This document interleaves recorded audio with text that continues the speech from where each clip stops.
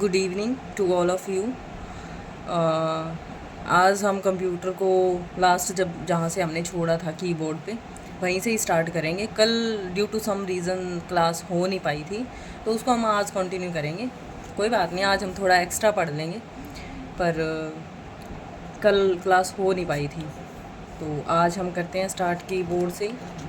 तो लास्ट हमने कहाँ तक छोड़ा था, कीबोर्ड को किसने बनाया, कब इन्वेंट हुआ, ये सारा हमने कीबोर्ड में फंक्शन की है और मॉडिफायर की है, टॉगल कीज़ हैं, ये सारी हमने रीड की थी। उम्मीद है आप सबने पढ़ ली होगी और आगे हम उसी को कंटिन्यू करेंगे।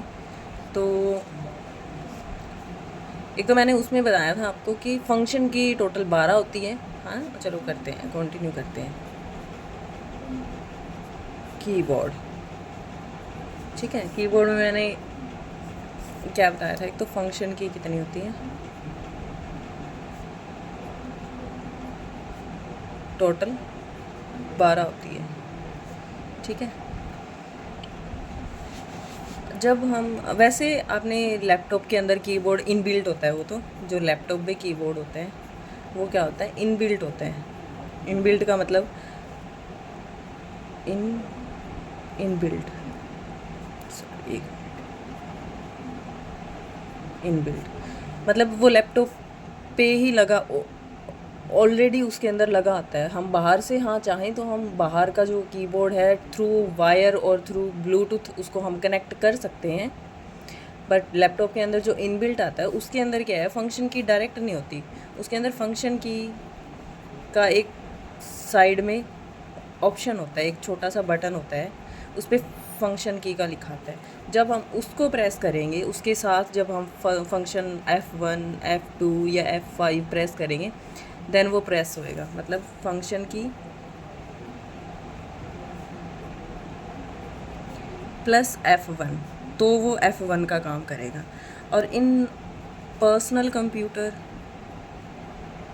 पर्सनल कंप्यूटर में क्या होता है, वहाँ ऊपर जो रो बनी होती है उसी के अंदर F1 F2 F3 F4 5 बनी होती है कीज़, ठीक है। तो उनको हम सिंपल प्रेस करेंगे F1 तो वो F1 का ही काम करेगा।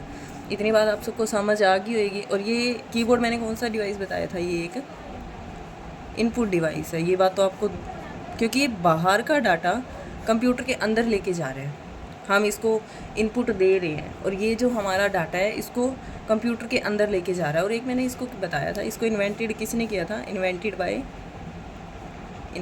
Bye Christopher Sholay,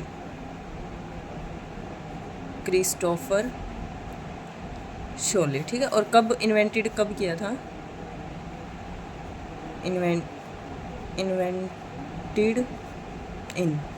invented in कब था, 1968 में। ये कीबोर्ड की ना ये छोटे छोटे जो की पॉइंट्स हैं ये आप ना ध्यान से नोट करना, क्योंकि ये ना अक्सर एग्ज़ाम में पूछे जाते हैं, ठीक है।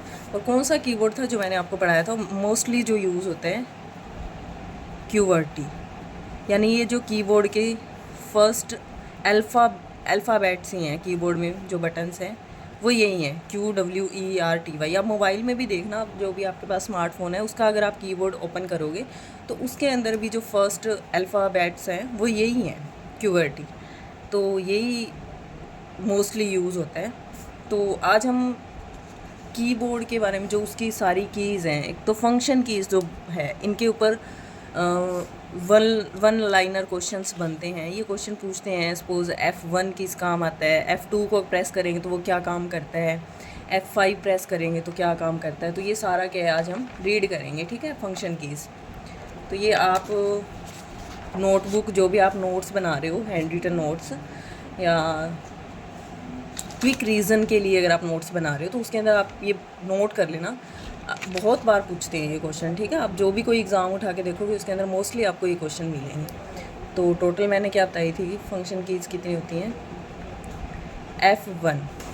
F1 का क्या काम होता है, अगर हमने कोई सॉफ्टवेयर या कोई प्रोग्राम ओपन कर रखा है, सपोज़ हमने MS वर्ड में कोई PDF ओपन, मतलब कोई फ़ाइल ओपन कर रखी है और हमें उसमें से कुछ भी समझ नहीं आ रहा है, इफ़ आई प्रेस F1 तो वो हमें हेल्प का सिग्नल देगा। F1 का मतलब क्या होता है, हमें हेल्प की नीड है।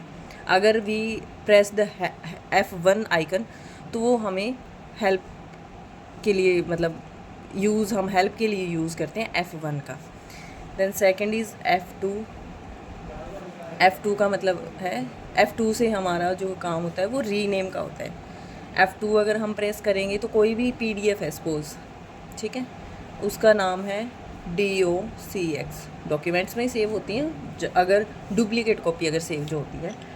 सपोज़ मैंने इसका रीनेम करना है, अगर मैंने थ्रू प्रॉपर प्रोसेस करना है तो माउस का मैं राइट बटन क्लिक करूँगी, देन उसके रीनेम पे जाऊँगी, उसके बाद वो रीनेम होएगा। अगर मैं ये डॉक्यूमेंट ओपन करने इस पर सिंगल राइट क्लिक करके और F2 प्रेस कर दूँगी तो वो ऑटोमेटिकली रीनेम हो जाएगा उसमें, ठीक है। उसके बाद F3 क्या है, कोई भी चीज़ सर्च करने के लिए, कोई भी चीज़ सर्च करने के लिए हम F3 का यूज़ करते हैं। F4 का यूज़ तो मोस्टली सबको पता होगा कि हम क्यों यूज़ करते हैं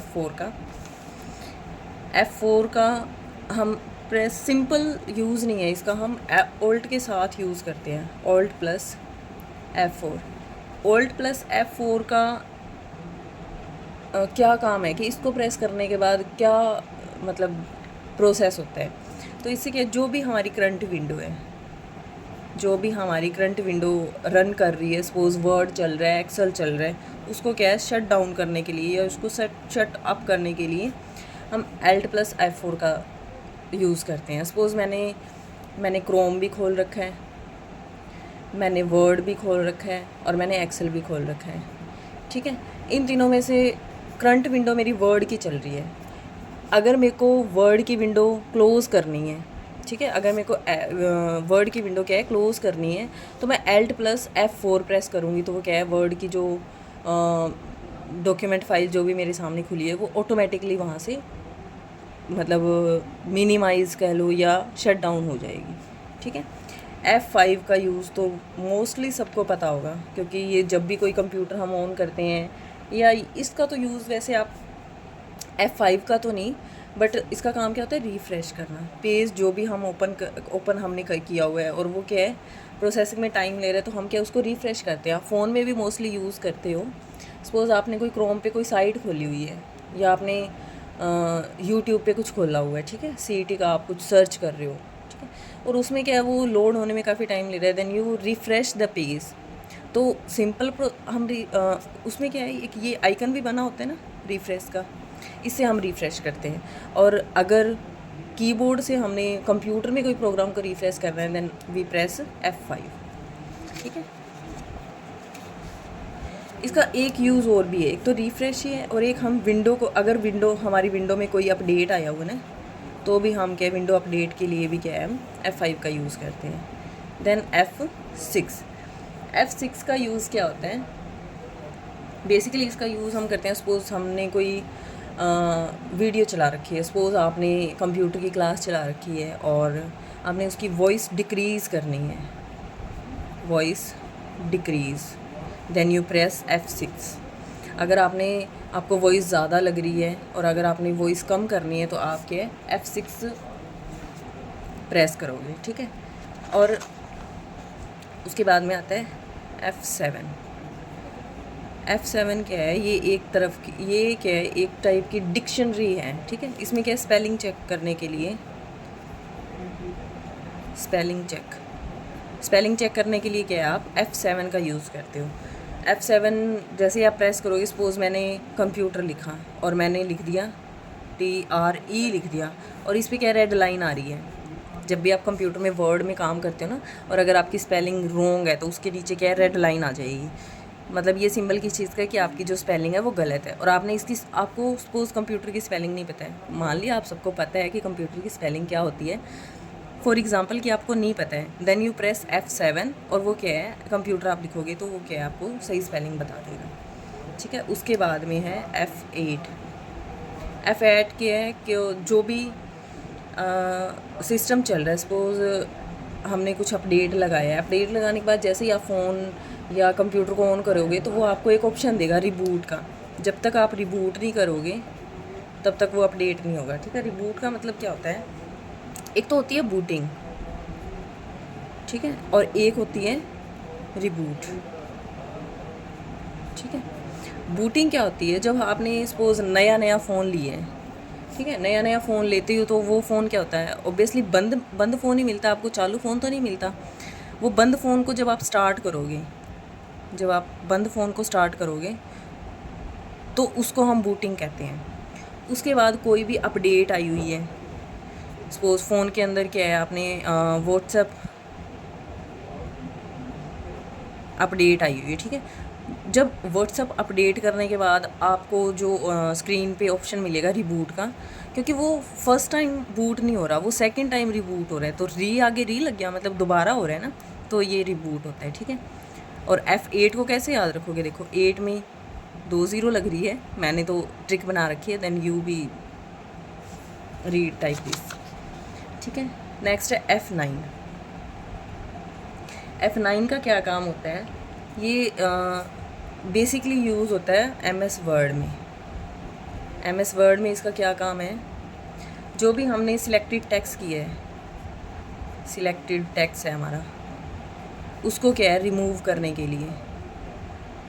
सपोज़ मैंने MS वर्ड ही लिखा है, ठीक है, कोई फाइल के अंदर MS वर्ड लिखा और मैंने इतने को क्या है सिलेक्ट कर लिया है, ठीक है, इसको मैंने रिमूव करना है, देन आई प्रेस F9। उसके बाद है F10।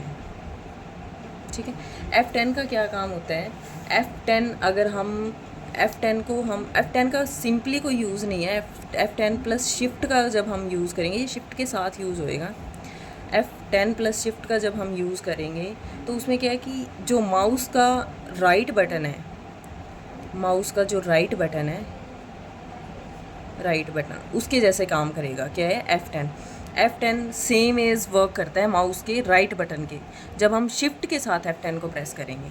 ठीक है, उसके बाद है F11 का क्या काम है, अगर हमने जैसे सपोज़ मैंने यहाँ पे बताया आपको कि हमने 3-4 ऑप्शंस इकट्ठे, मतलब साइट्स खोल रखे हैं, क्रोम पे भी खोल रखे हैं, वर्ड भी खोल रखा है, एक्सेल भी खोल रखा है, या और भी कुछ भी हमने खोल रखा है, तो क्या स्क्रीन जो भी हमारी करंट स्क्रीन है, जो भी उस पर जिस पे हम काम कर रहे हैं, उसको क्या है मिनिमाइज़ और मैक्सिमाइज़ करने के काम आते हैं। मैक्सिमाइज़, मिनिमाइज़ को मैक्सिमाइज़ और मैक्सिमाइज़ को मिनिमाइज़ करने के F11 का हम यूज़ करते हैं। उसके बाद है F12।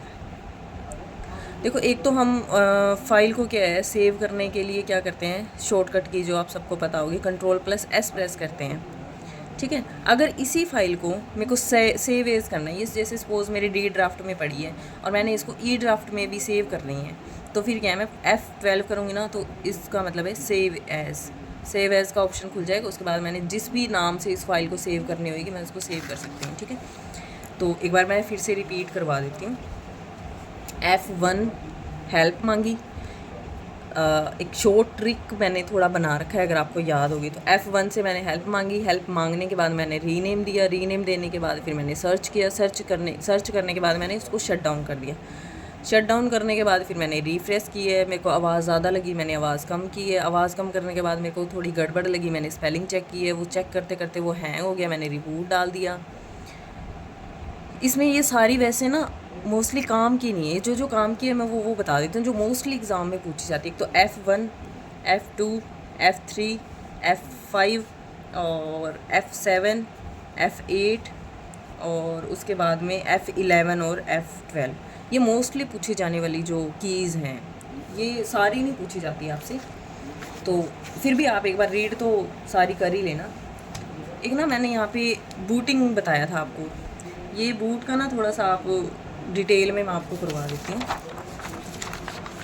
ताकि ना समझ आ जाए। मैंने बूटिंग क्या बताई, जब फर्स्ट टाइम हम किसी चीज़ की ऑन करते टाइम जो हमारी अपडेशन लगती है उसको जिस टाइम वो फ़ोन शट डाउन होता है, मतलब फ़र्स्ट टाइम जो ऑपरेट करते टाइम सिस्टम को चालू करते हैं हम।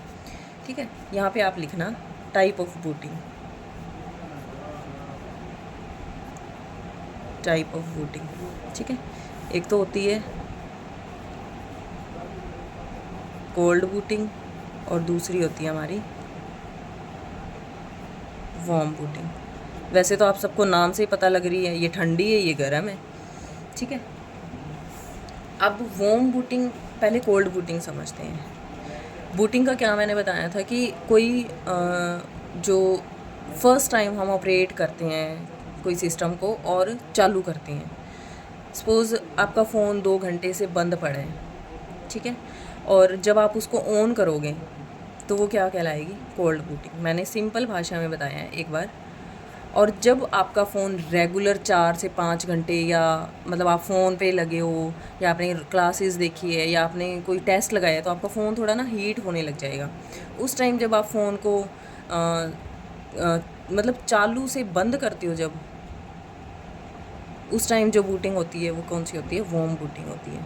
और बंद को चालू करने से, बंद को जब हम चालू करते हैं सिस्टम को, तो उस टाइम कौन सी हमारी, कोल्ड बूटिंग। ठीक है, जो हमारी वार्म बूटिंग है ना, ये ड्यूरिंग वर्क होती है, ये ड्यूरिंग वर्क। और ये तो हमारा वैसे ही सिस्टम बंद ही पड़ा है, ठीक है।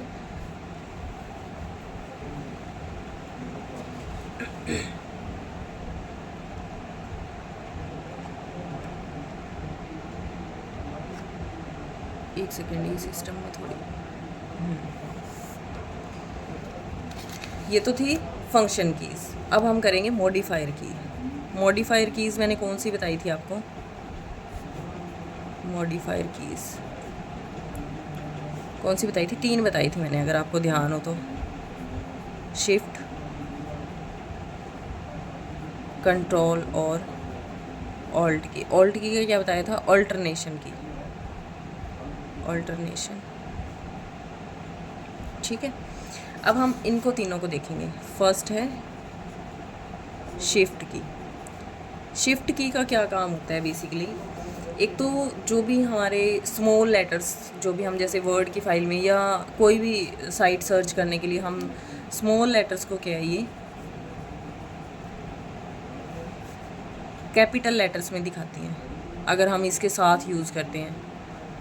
फॉर एग्ज़ाम्पल, मेरे को ए प्रेस करना है, ठीक है, तो सिंपल ए प्रेस करूँगी तो ऐसे आएगा। और अगर मैं शिफ्ट के साथ ए प्रेस करूँगी तो वो मेरे को कैपिटल लेटर के अंदर दिखाएगा, ठीक है। एक तो इसका ये काम होता है, और एक ये सिंबल्स के लिए यूज़ होता है, फॉर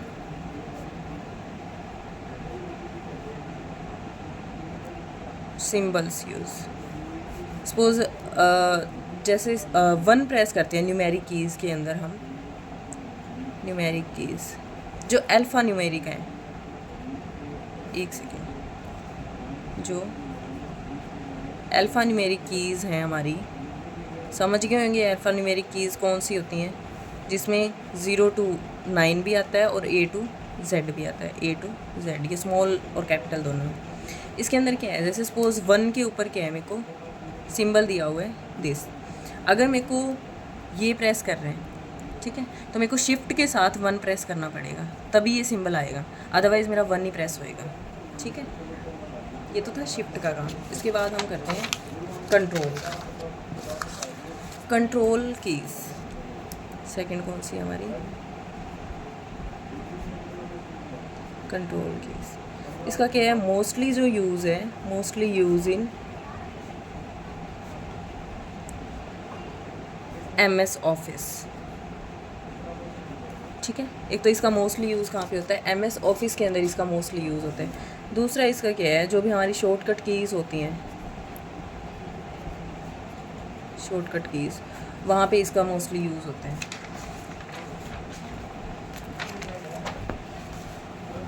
ठीक है। इसके बाद है लास्ट मैंने बताई थी अल्टरनेशन की या अल्टरनेटिव की। अल्टरनेटिव का मतलब क्या होता है, जैसे टी का अल्टरनेटिव क्या है, कॉफ़ी। सपोज़ हमें चाय चाहिए, ठीक है, और हमारे पास कोई भी ऐसा सोर्स नहीं है कि हमें टी प्रोवाइड हो सके, तो उसका क्या है, अल्टरनेटिव क्या है, कॉफ़ी है, मैं कॉफ़ी का यूज़ कर सकती हूँ, है ना। जैसे इसका सबऑर्डिनेट हो गया ये एक लाइक से, ये क्या है, अल्टरनेटिव का मतलब ही एक चीज़ की जगह दूसरी चीज़ का यूज़ करना। मतलब क्या है, अगर मैं अल्टरनेटिव की के साथ कीबोर्ड की जो भी की प्रेस करूँगी तो क्या है, सेम वर्क करेगा, same work like as mouse, ये माउस के सेम काम करेगा, ठीक है। तो ऑल्टरनेटिव की किताब यही काम है कि अगर हम माउस के साथ काम नहीं करना चाह रहे हैं, हम सारा काम कीबोर्ड के थ्रू करना चाह रहे हैं, तो हमें ऑल्ट की का यूज़ करना पड़ेगा, ठीक है।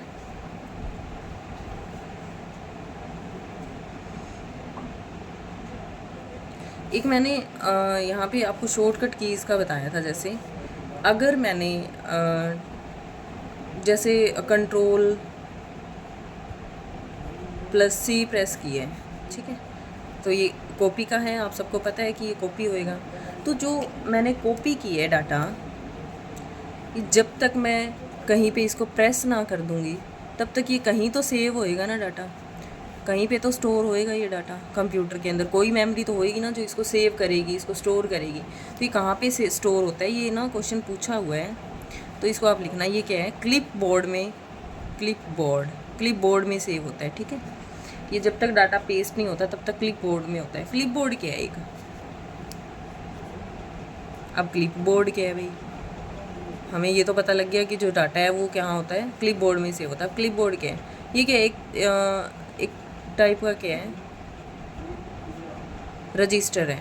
अब मैंने आपको रजिस्टर पढ़ाया था, क्या होता है रजिस्टर, रजिस्टर के अंदर क्या है, R1, R2, R22, R25, ये बहुत टाइप के क्या है रजिस्टर्स होते हैं। तो इन्हीं में से कोई रजिस्टर का नाम क्लिपबोर्ड है। तो वहाँ पे क्या है, ये टेम्परेरी डाटा सेव होता है, टेम्परेरी स्टोर, ठीक है। तो क्लिपबोर्ड क्या है, एक रजिस्टर है। और अगर आप काफ़ी देर से कंप्यूटर को काम किए जा रहे हो और कंप्यूटर क्या है, जैसे सपोज़ हम 7 to 8 आवर्स के हैं रेगुलर काम कर रहे हैं, और तो कंप्यूटर क्या है बेचारा, वॉर्म बूट होके क्या है वो हैंग हो जाएगा, ठीक है। अगर कंप्यूटर, इफ़ कंप्यूटर, ये एक रामबाण इलाज है, अगर कंप्यूटर हैंग हो जाए तो, ठीक है, आप सभी ये नोट कर लेना। If computer is hang then press, क्या प्रेस करोगे उस टाइम आप, control plus alt plus delete, ये तीनों कीज़ को अगर आप एक साथ प्रेस करोगे तो कंप्यूटर क्या है, अपने आप रिबूट हो जाएगा और अपने आप क्या है वो मतलब ठीक हो जाएगा, चलने की कंडीशन में हो जाएगा, ठीक है। मतलब हैंग जब हो जाए, मतलब उसमें कोई भी प्रोग्राम ढंग से काम नहीं कर रहे हैं, तो उसमें क्या है उस टाइम आपको क्या है, ये तीनों कीज़ जब आप यूज़ करोगे तो कुछ शॉर्टकट कीज़ हैं। देखो कंट्रोल C, V, S, ये तो लगभग सभी को पता है, पर फिर भी मैं इनकी एक अलग से क्लास ले लूँगी। पर कुछ एक ऐसी कीज़ हैं जो आपको अकॉर्डिंग टू मी शायद ना भी आती हो सकता है आपको आती हो, बट फिर भी आप एक बार उनको नोट कर लो, ठीक है। क्योंकि आजकल एग्ज़ामिनर भी तेज़ हो गए हैं भाई, सिंपल क्वेश्चंस तो पूछते नहीं हैं। एक तो आप बताओ मेरे को, कंट्रोल प्लस T क्या होता है, ठीक है, जिसको पता है वो आंसर कर सकते हैं कमेंट में। एक ऑल्ट प्लस टैब क्या होता है, और एक ऑल्ट प्लस बैक स्पेस का काम क्या होता है, और एक आप बताओ शिफ्ट प्लस बैक स्पेस का, बैक स्पेस, ठीक है, इनका काम क्या होता है। कंट्रोल प्लस T, सपोज़ आप क्रोम पे काम कर रहे हो, ठीक है, आपने यहाँ पे एक टैब खोला हुआ है, आप CET का फॉर्म फिल कर रहे हो, ठीक है, यहाँ पे जो भी फंक्शन आपका चल रहा है, आपने CET का फॉर्म तो आपका चल ही रहा है, उसमें आपको कुछ समझ नहीं आया है, आपने क्या है नई टैब खोलनी है, ठीक है, या तो आप यहाँ पे प्रेस करोगे प्लस पे, अदरवाइज़ आप क्या है कंट्रोल प्लस T कर दोगे तो ऑटोमेटिकली आपकी नई टैब खुल के आ जाएगी। इसका मतलब क्या हुआ, ओपन है न्यू टैब, ओपन है न्यू टैब। जब आप प्रैक्टिकली काम करोगे ना कंप्यूटर पे तो ये चीज़ें आपके बहुत काम आएगी, ठीक है। सपोज़ मैंने ऑल्ट टैब का क्या काम है, ये कोई भी विंडो को क्या स्विच ऑन करने के काम आता है, स्विच ऑन है, ऑन ए विंडो, ठीक है। ऑल्ट प्लस बैक स्पेस का काम क्या था, अच्छा कोई बताएगा, कंट्रोल प्लस Z और कंट्रोल प्लस वाई का काम क्या होता है ये तो सबको पता होगी। इसका काम क्या होता है अंडू, और इसका काम क्या होता है रीडू। सपोज़ हमने कोई भी हमने सिलेक्ट यहाँ पे कोई भी डाटा है, सपोज़ ये वर्ड की फ़ाइल है, ठीक है। हमने यहाँ पे कुछ भी लिखा हुआ है, कंप्यूटर लिखा हुआ है, ठीक है। और मैंने ये कंट्रोल ए से क्या है ये डाटा सारा सिलेक्ट कर लिया, ठीक है। इसको सिलेक्ट करने के बाद मैंने इसको और गलती से मुझसे डिलीट का ऑप्शन या बैक स्पेस का बटन जो है प्रेस हो गया है, तो ये क्या है मेरा सारा डाटा डिलीट हो गया। मेरे को इसको वापस लेके आना है तो मैं क्या करती हूँ कंट्रोल Z करती हूँ। अगर मेरे को डिलीट किया हुआ डाटा वापस लेके आना है, ठीक है, तो मैं क्या करती हूँ कंट्रोल Z का यूज़ करती हूँ। और ऑल्ट प्लस बैक स्पेस का भी वही सेम काम है जो कंट्रोल प्लस Z का है, ठीक है। तो कंट्रोल प्लस Z का जो काम होता है अंडू का, यही सेम काम किसका है ऑल्ट प्लस बैक स्पेस का। और जो कंट्रोल प्लस Y का काम होता है यानी रीडू का काम होता है वही क्या है शिफ्ट प्लस बैक स्पेस का। अब रीडू क्या होता है, सपोज़ मैंने कंप्यूटर लिखना था और मैंने इसके बाद मैंने 2 लाइन और ऐड की कि कुछ भी, सपोज मैंने यही लिखा है ऑल्ट प्लस बैक स्पेस ही लिखा है मैंने वर्ड की फाइल में, और मेरे को बैक स्पेस ये वाला सही करना है तो मैं कंट्रोल प्लस वाई या शिफ्ट प्लस बैक स्पेस करूँगी, तो उससे क्या है मैं पीछे की तरफ जाऊँगी, ठीक है। उसको अगर मेरे को डाटा मैंने डिलीट करना था, मैंने डिलीट कर दिया, और उसको मैंने डिलीट नहीं करना था, सपोज़ मैंने यहाँ कंप्यूटर लिखा, मैंने यहाँ पे कंप्यूटर लिख दिया, उसके बाद मैंने इसको डिलीट कर दिया, ठीक है। डिलीट करने के बाद फिर मेरे को लगा नहीं कि इसको तो मैंने लिखना ही था या इसको तो मैंने रफ़ करना ही था, तो ये कंट्रोल प्लस Z का जो काम है बिल्कुल उसके अपोजिट काम क्या करता है कंट्रोल Y करते हैं, ठीक है। उसके बाद हम पढ़ेंगे अभी माउस। कीबोर्ड में इतना इनफ है, बस इन्वेंशन कब हुआ किसने किया ये चीज़ थोड़ी ध्यान रख लेना, ठीक है। अब हम करेंगे माउस।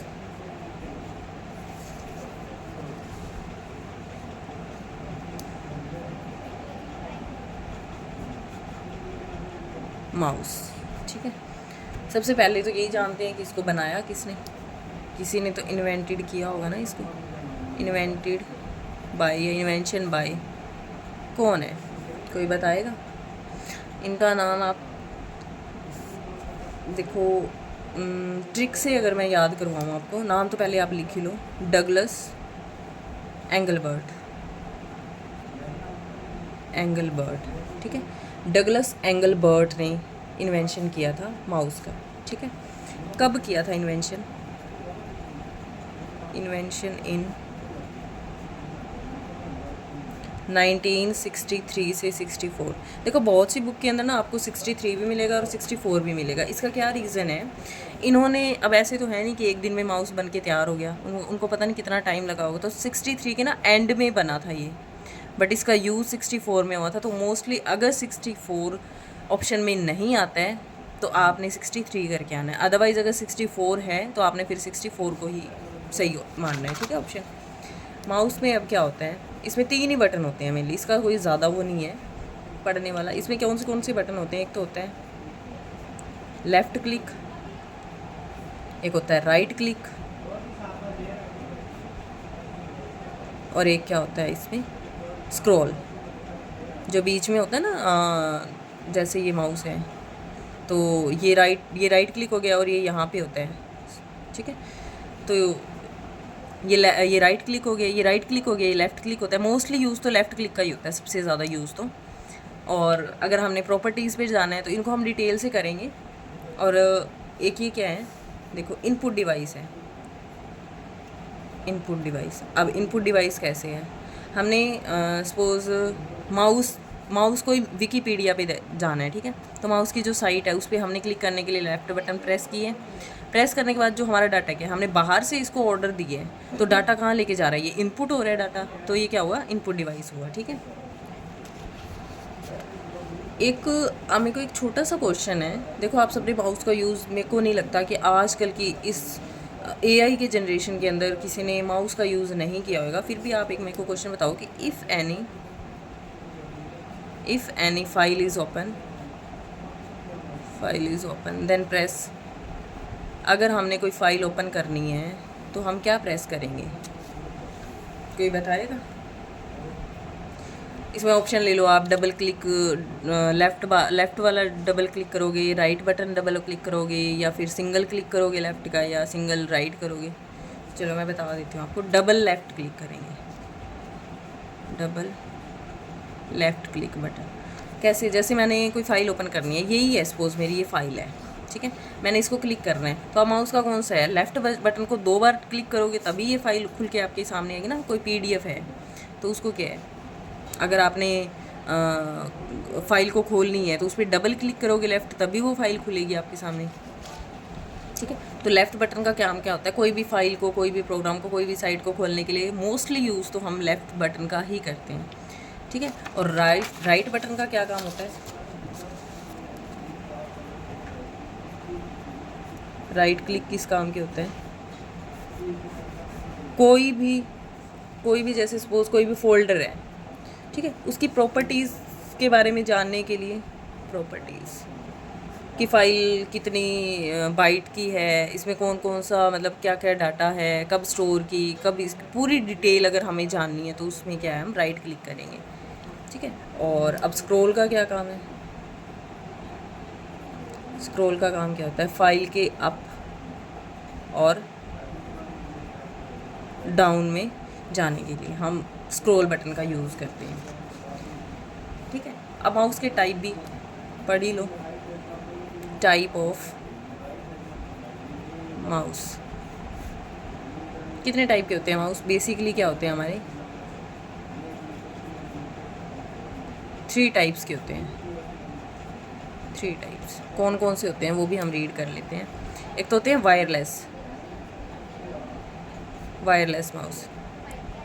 ये क्या होते हैं, ये हमारे कंप्यूटर से, देखो एक तो जो लैपटॉप का होता है उसमें तो क्या, हमें छोटा सा यहाँ पे टच पैड दिया होता है, हम उस पर टच करके कर्सर को राइट है, लेफ़्ट है, अप है, डाउन है लेके जा सकते हैं। बट अगर हमें लैपटॉप के जैसे इस टच पैड पे काम नहीं करना है, हमें माउस चाहिए, वायरलेस माउस को क्या, हम या तो थ्रू ब्लूटूथ कनेक्ट करेंगे,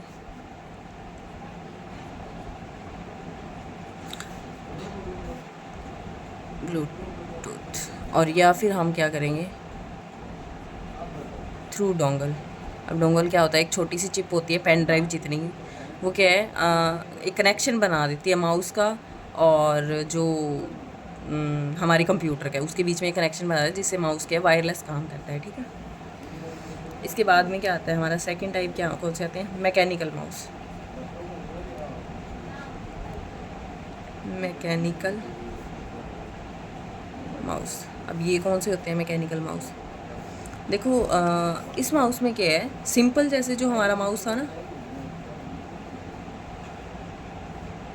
इसमें क्या है, ये स्क्रॉल का बटन है, यहाँ पे इधर हमारा लेफ़्ट बटन है, इधर हमारा राइट बटन है। ये तो सिंपल माउस है हमारा, जो आजकल हम मोस्टली जो हम यूज़ कर रहे हैं प्रेजेंट पे। बट जो मैकेनिकल माउस है, ये यहाँ पे ना इसकी साइड के अंदर, इसके नीचे ना एक बॉल लगी होती थी।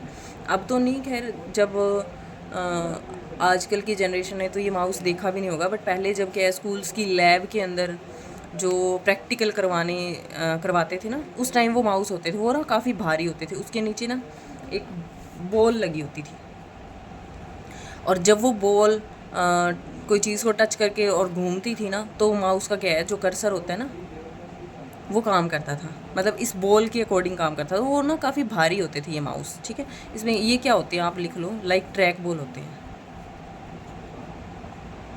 लाइक ट्रैक बॉल पॉइंटिंग के लिए यूज़ किए जाते हैं, जैसे सपोज। और तीसरा हमारा कौन सा होता है, ऑप्टिकल माउस। ऑप्टिकल माउस ये तो सभी ने देखा है, देखो आजकल जो प्रेजेंट में हम यूज़ कर रहे हैं ना माउस का, विद वायर वाला, विद वायर, जो सभी कंप्यूटर्स के अंदर है आजकल। कोई भी कंप्यूटर बैंकिंग में यूज़ हो रहे हैं या ऑफिस में यूज़ हो रहे हैं, जिनमें ना थोड़ी हल्की सी रेड कलर की लाइट जलती है, ठीक है, वो वायर से कनेक्ट होते हैं। उनकी वायर क्या हमारी CPU में हम कनेक्ट कर देते हैं, जिससे क्या हमारा जो आउटपुट का जो भी हम उसको डाटा देते हैं वो इनपुट करवाता है, ठीक है। तो ये ऑप्टिकल माउस तो आजकल यही यूज़ हो रहे हैं, ठीक है। और ये मैकेनिकल माउस की बजाय क्या है, हल्के होते हैं, हल्के भी होते हैं और सस्ते भी होते हैं। ठीक है, ये तो था हमारा माउस। आज हम बेसिकली इनपुट क्लियर कर देंगे सारा, आज इनपुट को ख़त्म करेंगे बस। नेक्स्ट है हमारा OCR। अब OCR क्या होता है, ऑप्टिकल कार्ड रीडर।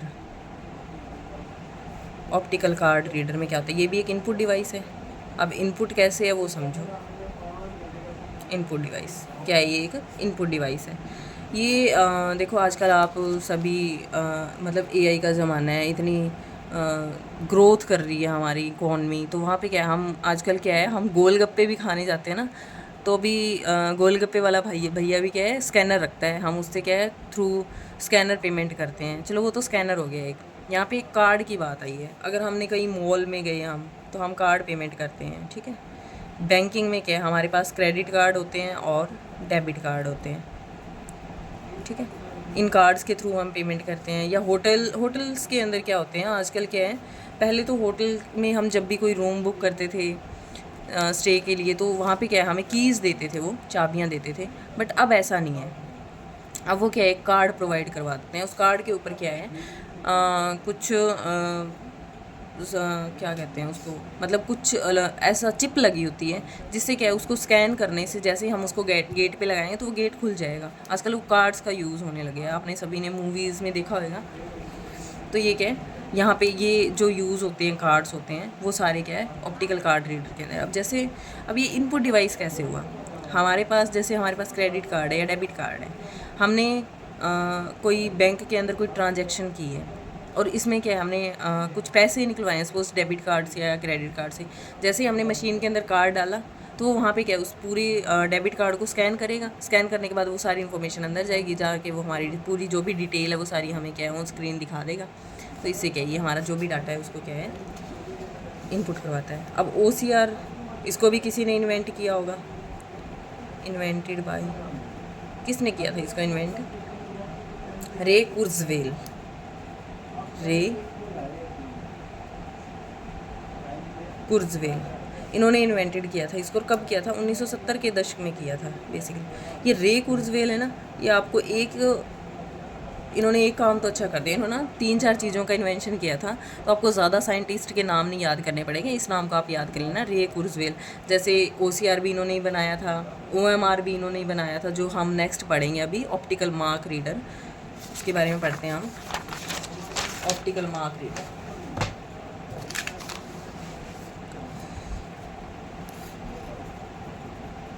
OMR क्या बताया है, ऑप्टिकल मार्क रीडर किसने इन्वेंटेड किया, अभी मैंने बताया आपको, इन्वेंटेड बाय रे कुर्ज़वेल। ठीक है, तो चलो एक काम तो आसान कर गए ना, आपको 2 नाम नहीं याद करने पड़े, एक ही नाम याद करना पड़ेगा। ठीक है, तो ये क्या है, एक second, optical mark reader OMR। आप सभी ने OMR शीट के बारे में सुना ज़रूर होएगा, अगर किसी ने देखी नहीं है तो। जब भी हम एग्ज़ाम देते हैं, आजकल तो बहुत सारे एग्ज़ाम ऑनलाइन होने लग गए हैं, बट लास्ट जैसे हम UPSC का एग्ज़ाम देते हैं, अभी CET का आपका जो एग्ज़ाम होएगा, उसके अंदर क्या आपको एक शीट दे दी जाएगी, जिसके अंदर सपोज 100 क्वेश्चन हैं, तो एक क्वेश्चन के 4 ऑप्शन हैं। ठीक है, अब सपोज़ कोई ऑप्शन किसी क्वेश्चन का, जैसे फर्स्ट क्वेश्चन है, उसका हमने आंसर C करना है, तो उसको हमने गोला भर दिया। एक एक क्वेश्चन, एक एक शीट को अगर एग्ज़ामिनर चेक करने बैठे हैं, तो वो तो बहुत टाइम कंज्यूमिंग प्रोसेस होगी, और उस पर इतना ट्रस्ट भी नहीं किया जा सकता। देखो इंसान से गलती हो जाती है, तो इसीलिए रे कुर्ज़वेल ने क्या है, इस मशीन को बनाया। उससे क्या है, जैसे हम ये शीट उसमें डालेंगे, तो ये सारी डिटेल दे देगी। सपोज इसने 70 क्वेश्चन इसके सही हैं, 20 क्वेश्चन इसने रॉन्ग किए हैं, और 10 क्वेश्चन इसने स्किप कर दिए। ठीक है, तो ये सारी डिटेल ऑन स्क्रीन दिखा देगा। इसमें क्या है, ये फैच करता है, मतलब ये सिर्फ पेन और पेंसिल के डाटा को ही फैच करता है। ठीक है, अगर हम इसमें क्या है, बेसिकली ब्लू और ब्लैक पेन का यूज़ होता है सिर्फ, ठीक है। रेड ग्रीन ये पेन इसमें ये मशीन फैच ही नहीं करती उस डाटा को, ठीक है। उसके बाद हम पढ़ेंगे BCR।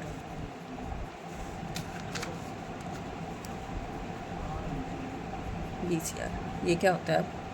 अच्छा हाँ, एक ना, अगर यहाँ पे रीडर की जगह रिकॉग्नाइजेशन भी हो सकता है, कहीं आप एग्ज़ाम में कंफ्यूज हो जाओ कि हमें तो रीडर बताया गया था, रिकॉग्नाइजेशन, ठीक है। अब यहाँ पे है बार कोड रीडर, ठीक है। इसका फर्स्टली तो ये भी है, क्या है, इनपुट डिवाइस है। अब बार कोड रीडर क्या है? सपोज़ आपने कोई भी मॉल से शॉपिंग की है और उस पे क्या है, टैग लगा हुआ है, ठीक है। आप जब तक उस बार कोड रीडर पे क्या है, एक ना ब्लैक और वाइट लाइनिंग होती है ऐसे, ठीक है। वो क्या है, एक मशीन होती है छोटी, हैंड हेल्ड ही मशीन होती है, छोटी हाथ में ही आ जाती है वो। उसमें जैसे ही उसको स्कैन करते हैं, वो उस प्रोडक्ट की क्या है सारी डिटेल दे देगा, कब बनी है, कहाँ बनी है, क्या प्राइस है, कब तक ये, सपोज़ कुछ खाने की चीज़ है तो कब एक्सपायर हो जाएगी, कब मैन्युफैक्चरिंग हुई है, सारी डिटेल ये हमें क्या ऑन स्क्रीन दे देगा जब हम इसको स्कैन करते हैं, ठीक है। और इसमें क्या है, लिख लेना, ये ब्लैक और वाइट, ब्लैक एंड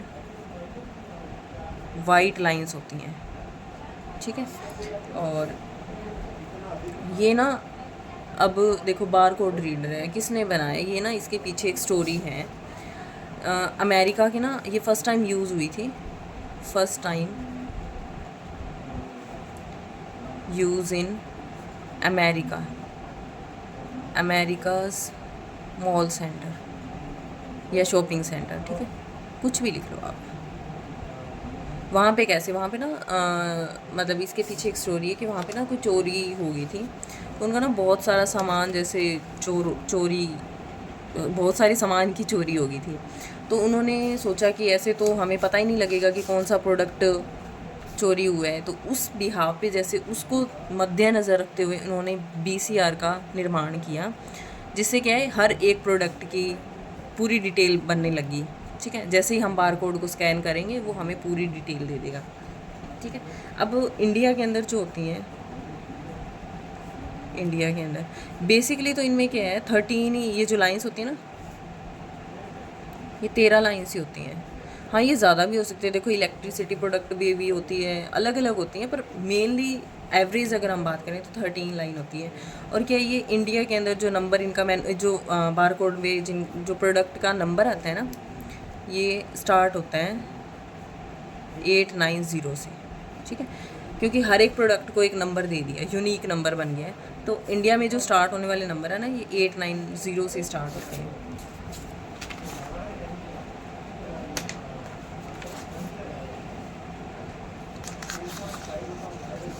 इसके बाद हाँ, मान आज ना क्लास थोड़ी लंबी होगी क्योंकि कल क्लास हो नहीं पाई थी, तो आज हम थोड़ा इनपुट डिवाइस अगर आज हम कंप्लीट कर देंगे तो कल हम आउटपुट डिवाइस कर लेंगे, क्योंकि देखो टाइम हमें कंप्लीट भी करनी है क्लासेस और फिर इनकी रिवीजन भी करनी है, तो ऐसे तो हमारा टाइम कंज्यूमिंग बहुत हो जाएगा।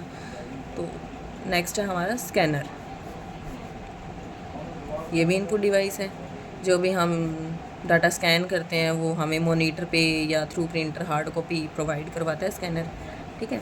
हाँ, स्कैनर का भी किसी ने इन्वेंशन किया था, ये आप लिख लें, इन्वेंटेड बाय सेम, ये भी आपको नहीं याद करना पड़ेगा, रे कुर्जवेल,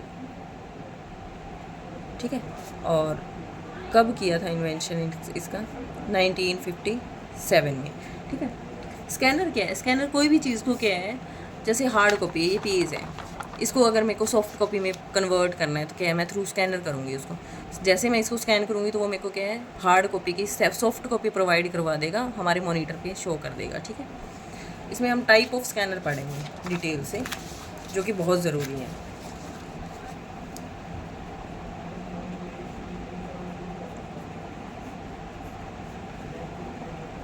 टाइप ऑफ स्कैनर 3 टाइप हैं इसके basically, hand held scanner, hand held scanner कौन से होते हैं? देखो इसके नाम से पता लगता है, हैंड यानी हाथ में आने वाली मशीन। अब जैसे मैंने आपको BCR बताया, छोटी सी मशीन होती है, आपने बेसिकली कहीं देखी भी होगी मॉल वगैरह में या कोई भी शॉपिंग कॉम्प्लेक्स पे।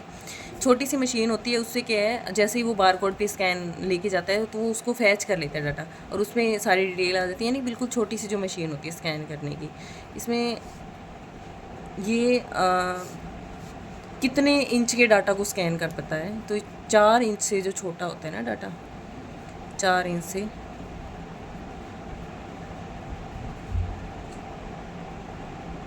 छोटे डाटा को स्कैन करता है। ठीक है, इसके बाद में है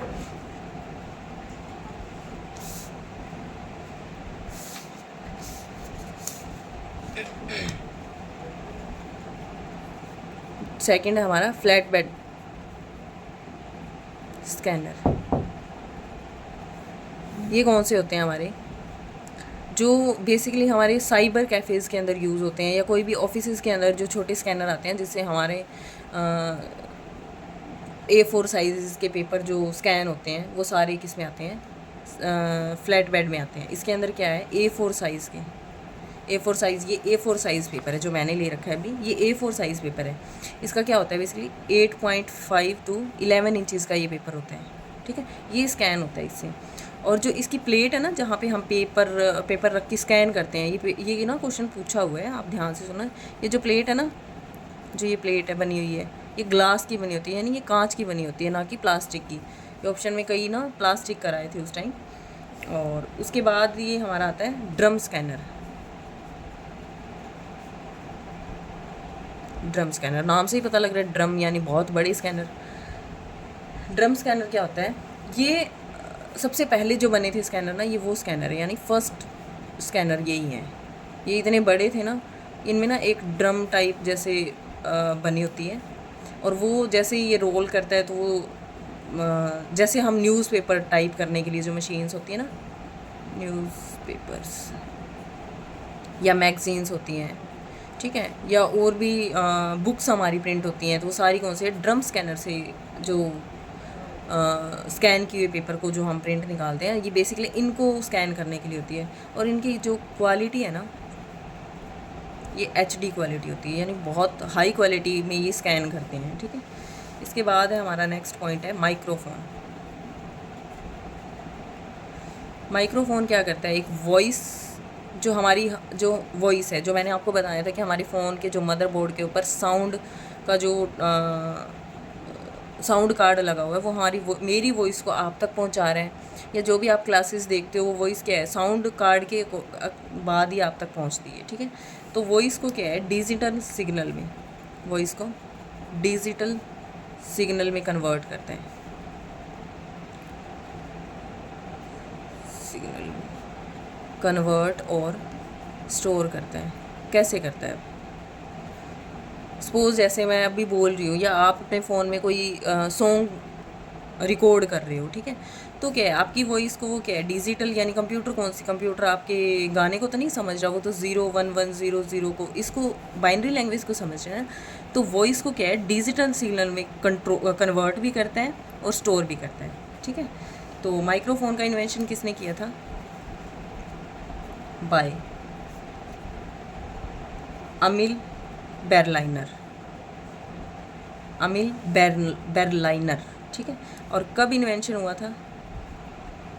1877 में। ठीक है, उसके बाद है हमारा लाइट पेन। थोड़ा स्पीडली करवाना पड़ेगा मेरे को, टाइम क्लास का बहुत हो गया है। लाइट पेन, ये भी एक इनपुट डिवाइस है। और लाइट पेन का यूज़ किस लिए होता है? ये ग्राफिक्स बनाने के लिए यूज़ होते हैं, ग्राफिक्स बनाने के लिए। ठीक है, अब ग्राफिक्स कैसे? जैसे जो भी हमारी GIFs बनती हैं, ठीक है, या आप लाइट पेन से सपोज़ कोई पेन है, जैसे आपकी स्क्रीन में अभी तो ना, जब स्टार्टिंग में स्मार्टफोन चले थे ना, उसकी साइड के अंदर ना एक पेन लगा आता था, तो वो पेन क्या है? वो जिससे हम लिखते थे, तभी फ़ोन चलता था ना जब ये पेन से हम चलाते थे। अब तो बहुत हायर टेक्नोलॉजी आ गई है, तो जिससे क्या है हमारी टच स्क्रीन या टच स्क्रीन थ्रू काम हो रहे हैं। अब जैसे जो डिजिटल बोर्ड्स होते हैं उस पे क्या है स्टाइलर्स काम करते हैं, स्टाइलस। तो वो क्या है, वो एक लाइट पेन नहीं है, बट ये क्या है जो लाइट पेन होते हैं ये तो क्या है वायर से कनेक्ट होते हैं, ठीक है। और ये जो है ये हमारे वायरलेस होते हैं, ठीक है। इसका इन्वेंशन किसने किया था? बेन गुरले। यानी कि गुड़ खा के और इसने लाइट पेन बना दिए। कब बनाया था इसने? 1959 में, ठीक है। इसके बाद है हमारी ट्रैक बॉल। ट्रैक बॉल ये क्या है? एक पॉइंटिंग डिवाइस है। ये भी एक क्या हमारी पॉइंटिंग डिवाइस है। और इसका मेन पर्पस क्या था? इसका मेन पर्पस था गेम के लिए, फॉर प्ले गेम के लिए इसको बनाया गया था। और ये ट्रैक बॉल हमारी काम करती है, एक माउस की तरह ही काम करती है। उसके ऊपर क्या है, एक ना सर्कल वाली बॉल सी लगी होती है। इस पर जैसे ही हम राइट या लेफ़्ट, गेम के अंदर आपने सभी ने देखी होगी, गेम्स के अंदर हम जैसे सपोज़ कोई गाड़ी की गेम है तो उसको लेफ़्ट करना है, राइट करना है, तो उसके लिए क्या है, एक ट्रैक बॉल का यूज़ किया जाता था, ठीक है। इसको इन्वेंशन किसने किया था? ये ज़रूरी है भाई, इन्वेंशन बाय है और इन है, ये कब हुआ था इन्वेंशन और कब किसने बनाई, कब बनाई। इसमें ना देखो कोई भी चीज़ जब बनती है ना तो एक बंदा कभी भी उसमें काम नहीं करता, बट जो मेन लीडर होता है ना उसका नाम हम याद करते हैं। जैसे सपोज लाइट पेन है, ये बेन गुरले ने अकेले ने तो बनाया नहीं था, पूरी टीम ने काम किया था, बट इनको लीड कौन कर रहा था? बेन गुरले कर रहा था। ऐसे ही ट्रैक बॉल में कौन है? इसमें 2 पर्सन है, एक तो टॉम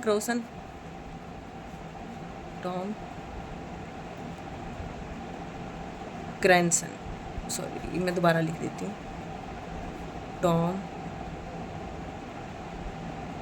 क्रैनसन। और इनके साथ कौन था? फ्रेड लॉन्गस्टाफ, ठीक है। इन दोनों ने मिलके क्या है, ट्रैक बॉल को इन्वेंशन किया और बनाया कब था? 1952 के अंदर, ठीक है। इसके बाद में है MICR, magnetic ink character reader या रिकॉग्नाइजेशन, ठीक है। इसका काम क्या है बेसिकली? ये जो बैंक की जो हमारी चेक बुक होती है, बैंक की हमारी चेक बुक होती है, उस पर क्या है, नीचे ना नंबर होता है एक।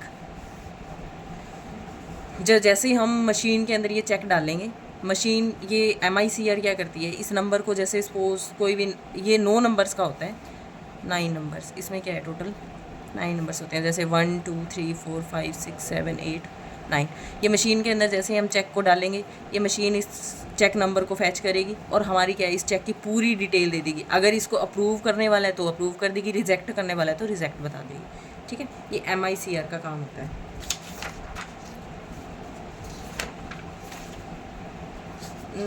सारे हो गए हैं, एक जॉयस्टिक रह गया है।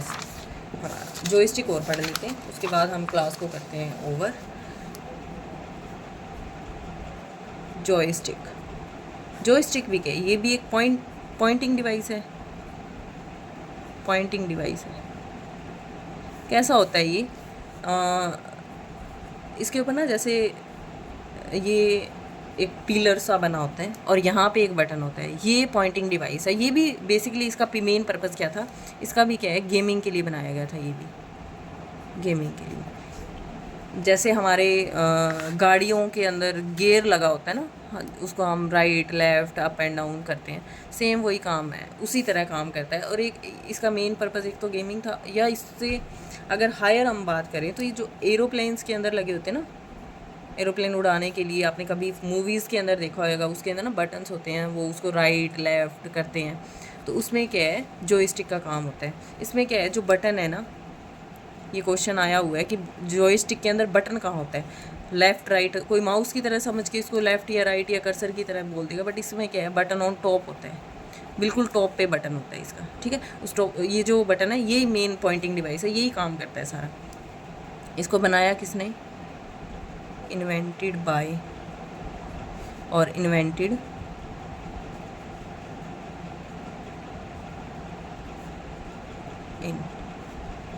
CB Mirik, CB Mirik. अब मिरिक क्या होता है? मिरिक एक जादू होता है। मिरिक मतलब मिरिक नहीं, मिरिकल। मिरिकल क्या होता है? कोई जादू हो जाना, मतलब मिरिक, मिरिक ने जादू से जॉयस्टिक बना दी। ठीक है, अब ट्रिक से याद करने जैसे मर्जी याद कर लो। अगर आपको कोई और इजी ट्रिक मिल रही है, देखो याद करना है हमें से। हमारा मेन पर्पस क्या है? एग्ज़ाम क्लियर करना है। हमें मिरिक क्या है या CB मिरिक कौन था, ये हमें कोई मतलब नहीं है। सिर्फ हमें इतना पता होना चाहिए कि जॉयस्टिक किसने बनाया? CB मिरिक ने बनाया। और कब बनाया था? 1926 के अंदर बनाया।